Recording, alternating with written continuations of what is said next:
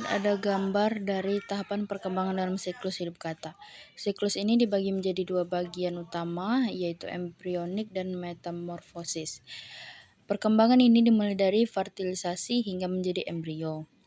Yang pertama ada fertilisasi, sel sperma membuahi sel telur, menghasilkan zigot. Lalu ada cleavage, zigot mengalami serangkaian pembelahan sel yang cepat, membentuk blastula. Kemudian ada gastrulasi, sel-sel blastula bergerak dan menyusun diri untuk membentuk gastrula. Lalu ada organogenesis, lapisan-lapisan sel pada gastrula berkembang menjadi organ-organ menghasilkan embrio tunas ekor atau tail-bud embrio. Kemudian yang kedua ada metamorfosis. Setelah perkembangan embrionik, embrio tunas ekor berkembang menjadi berudu atau larva stages. Berudu ini kemudian mengalami metamorfosis, yaitu perubahan bentuk tubuh secara bertahap, hingga akhirnya menjadi kata dewasa dan yang siap memulai siklus hidup baru.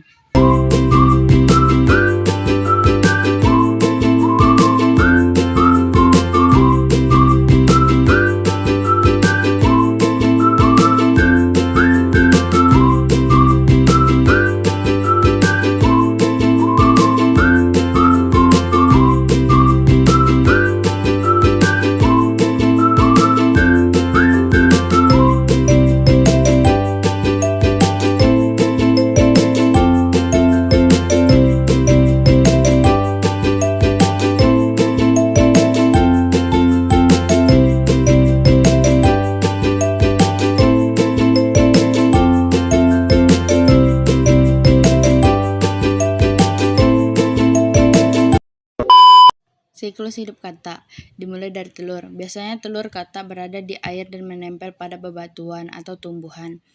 Telur kata tidak memiliki cangkang seperti telur pada umumnya. Telur yang menetas berubah menjadi kecebong-kecebong, hidup di air dan bernapas menggunakan insang. Kecebong memiliki ekor untuk berenang. Kecebong berkembang dengan tubuh sepanjang kaki pada bagian belakang dan depan. Kecebong terus berkembang dan berubah menjadi anak kata.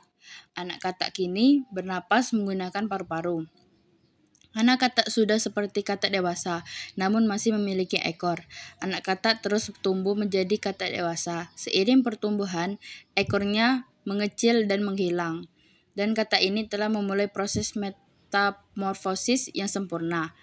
Kata dewasa dapat menghasilkan ratusan sampai ribuan telur. Menjadi siklus hidup kata adalah telur berkembang menjadi kecebong-kecebong, berkembang dengan tubuhnya kaki, kemudian kecebong tumbuh menjadi anak kata dengan ekor.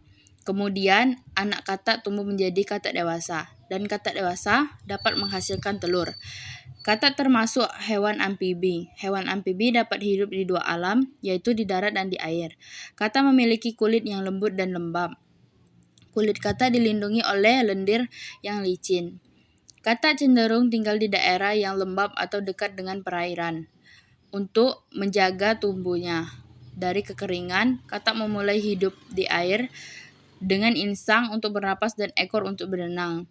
Sejalan pertumbuhan, maka akan terbentuk paru-paru dan kaki untuk hidup di darat. Kata termasuk hewan vertebrata atau hewan bertulang belakang, yang artinya kata memiliki tulang punggung. Kata termasuk hewan berdarah dingin, yang artinya kata memiliki suhu yang sama dengan suhu lingkungan sekitarnya. Kata bernapas dengan paru-paru dan dibantu dengan kulit yang dapat menyerap oksigen. Pada kondisi lembab, kata dan kadal air termasuk hewan amfibi. Kata dapat hidup di darat dan di air. Di darat, kata dapat meloncat dengan jauh. Di air, kata dapat berenang dengan cepat. Semua ini karena memiliki kaki yang kuat berselaput. Kata suka memakan serangga kecil. Kata menggunakan lidahnya untuk menangkap serangga.